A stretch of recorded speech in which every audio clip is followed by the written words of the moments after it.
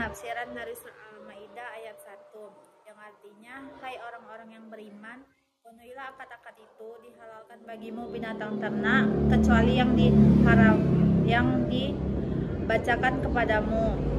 Yang demikian itu dengan tidak menghalalkan berburu ketika kamu sedang mengerjakan haji.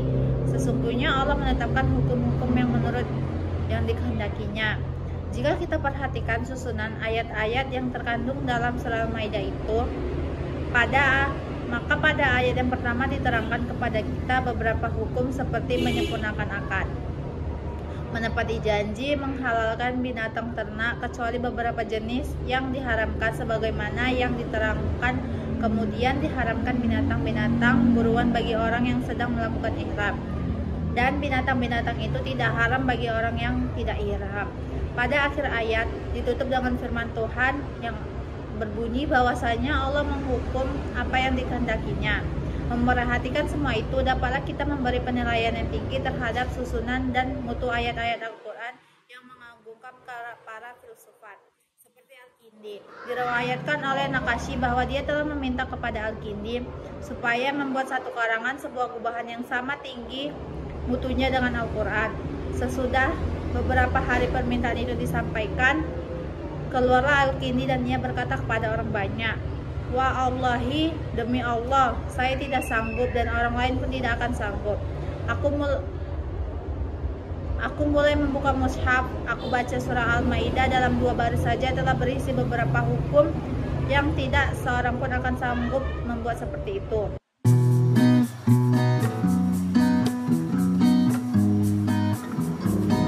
Aufu bil uqud, artinya menyempurnakan sekalian akad, tepati segala janji.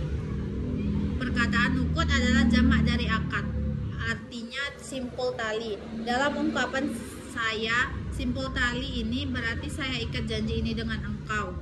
Menjimulkan tali ialah mengikat dan menyambungkan 2 ujung tali yang saling mengikat untuk mengadakan satu perjanjian. Menurut apa yang telah diriwayatkan Ibnu Abbas, akad yang dimaksud dalam ayat ini ialah segala perjanjian Allah yang telah dijanjikannya kepada hambanya, yang terdiri dari apa-apa yang diharamkan, dihalalkan, dan difardukan, yakni segala hukum yang telah disebutnya dalam Al-Quran. Dia berkata, jangan kamu tukar dan jangan kamu rusak semua itu. Menurut Qatadah, segala janji yang diperintahkan menepatinya dalam ayat ini ialah segala janji yang telah dibuat mereka pada masa jahiliyah. Walaupun mereka telah memeluk Islam, namun perjanjian-perjanjian itu juga ditepati. Abdullah bin Ubaidah mengatakan bahwa perjanjian itu ada 5 macam, yaitu pertama, akad iman, akad nikah, akad jual beli, dan akad perjanjian, dan akad tolong-menolong atau bantu-membantu. Menurut Jahir, ayat ini wajiblah menepati segala janji itu, berjanji apapun bentuk dengan coraknya, asal tidak bertentangan dengan Al-Quran dan hadis Rasul. Jadi segala akad dan perjanjian yang bertentangan dengan Al-Quran dan hadis itu ditolak, tidak wajib ditepati, bahkan haram melaksanakan dan menepatinya. Termasuk dalam akad-akad yang wajib disempurnakan ialah segala najar, karena Allah SWT sangat mencela orang yang tidak menepati najarnya, sebagaimana firman-Nya dalam surah At-Taubah ayat 75 dan 76 yang artinya, dan diantara mereka ada orang yang telah berikrar kepada Allah, sesungguhnya jika Allah memberikan sebagian karunia-Nya kepada kami, pastilah kami akan bersedekah dan pastilah kami termasuk orang-orang yang soleh. Maka setelah Allah memberikan kepada mereka sebagian dari karunia-Nya, mereka kikir dengan karunia itu dan berpaling, dan mereka memanglah orang-orang yang selalu membelakangi kebenaran. Umar bin Khattab bertanya kepada Rasulullah SAW tentang nazarnya di masa jahiliyah dahulu. Dihalalkan bagimu atau memakan binatang ternak, bahima al-anam, yang dimaksud dengan bahimiyah ialah segenap binatang yang berkaki 4 atau binatang ternak seperti unta, kambing, dan lembu. Sedangkan arti anam ialah lemah lembut, dan ketiga binatang tadi dinamakan demikian karena lemah lembut jalannya, tidak seperti harimau dan binatang-binatang buas yang lainnya yang berjalan tidak dengan lemah lembut. Sebagian ulama mengatakan bahwa yang disebut anam itu ialah segala hewan ternak yang tidak termasuk binatang buruan. Karena itu segala binatang buruan seperti rusa, kambing hutan, banteng dan sebagainya tidak dikatakan anam, sebagaimana ulama juga berpendapat bahwa bahima al-anam itu ialah janin yang masih dalam perut yang mati karena disembelih ibunya. Janin itu halal karena mengikuti sembelihan ibunya, kecuali binatang yang disebut kepadamu. Maksudnya yang diharamkan padamu ialah binatang-binatang yang telah dan akan disebut kepadamu. Selain itu halal. Yang diharamkan itu adalah berjumlah 10 macam yang diterangkan pada ayat-ayat yang lain dan sunnah Nabi. Tidak dihalalkan buruan sedang engkau dalam ihram. Artinya bagi orang yang sedang melakukan ihram tidak dihalalkan semua binatang buruan, baik sedang melakukan ihram, umrah atau irham haji atau keduanya.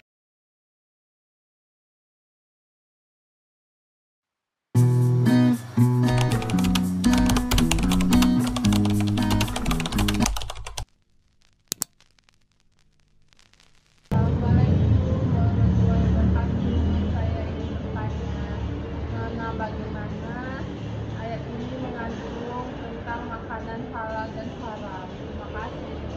Assalamualaikum warahmatullahi wabarakatuh. Bagaimana menurut Anda ayat ini tentang mengajarkan tentang keadilan dan hikmah dalam menetapkan hukum Allah? Demikianlah, terima kasih. Assalamualaikum warahmatullahi wabarakatuh. Menurutmu apa makna pemulihan janji-janji dalam Al-Maidah ayat 1?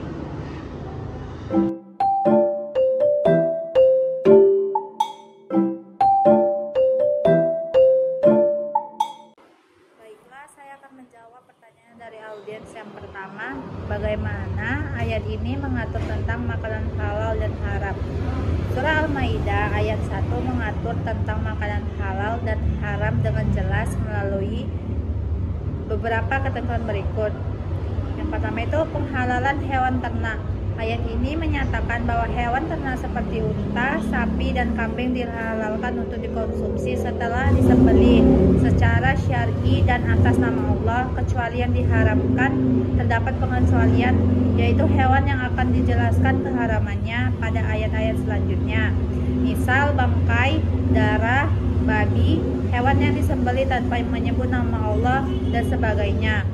Larangan berburu saat ihram. Ayat ini juga melarang berburu hewan saat seorang haji sedang melakukannya. Hewan hasil buruan saat ihram dianggap haram untuk dikonsumsi. Ketetapan hukum oleh Allah menetapkan halal dan haram merupakan hak Allah semata, dan manusia harus tunduk pada ketentuan syariat yang telah Allah tetapkan. Dengan demikian, Al-Maidah ini memberikan dasar hukum tentang makanan halal, terutama hewan ternak yang disembelih secara syar'i dan pengecualian keharaman, serta menegaskan pentingnya mengikuti ketentuan Allah dalam urusan makanan. Yang kedua, saya akan menjawab pertanyaan tentang bagaimana ayat ini mengajarkan tentang keadilan dan hikmah dalam menetapkan hukum Allah. Dalam surah Al-Maidah ayat 1 secara khusus memang lebih menekankan kepada kewajiban memenuhi janji dan akad, serta ketentuan hukum halal dan haram terkait hewan ternak dan larangan berburu saat ihram. Namun ayat ini secara implisit juga mengandung ajaran tentang keadilan dan hikmah dalam menetapkan hukum Allah melalui beberapa poin berikut. Yang pertama itu kepatuhan pada hukum Allah sebagai bentuk keadilan dengan memerintahkan agar janji dan akad dipenuhi secara ketentuan halal dan haram ditaati. Ayat ini mengajarkan bahwa keadilan dalam Islam adalah dengan tunduk pada hukum yang telah Allah tetapkan. Tidak ada diskriminasi atau penyimpangan dalam pelaksanaan hukum Allah, karena ketetapannya berlaku untuk semua orang beriman secara adil.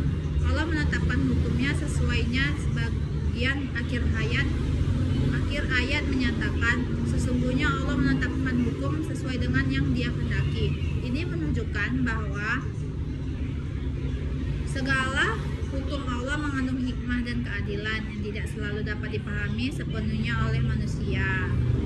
Dan yang terakhir, saya akan menjawab pertanyaannya, apa makna perintah penuhilah janji-janji dalam Al-Maidah ayat 1 ini? wajib memenuhi segala perjanjian baik antara manusia dengan Allah, manusia dengan manusia, maupun manusia dengan dirinya sendiri selama tidak bertentangan dengan syariat. Terima kasih kepada audiens yang telah mendengarkan materi dari saya tentang penafsiran surah Al-Maidah ayat 1. Jika ada kata yang salah dan perbuatan yang salah mohon dimaafkan, dan terima kasih sudah bertanya kepada saya. Terima kasih. Wabillahi taufiq wal hidayah. Wassalamualaikum warahmatullahi wabarakatuh.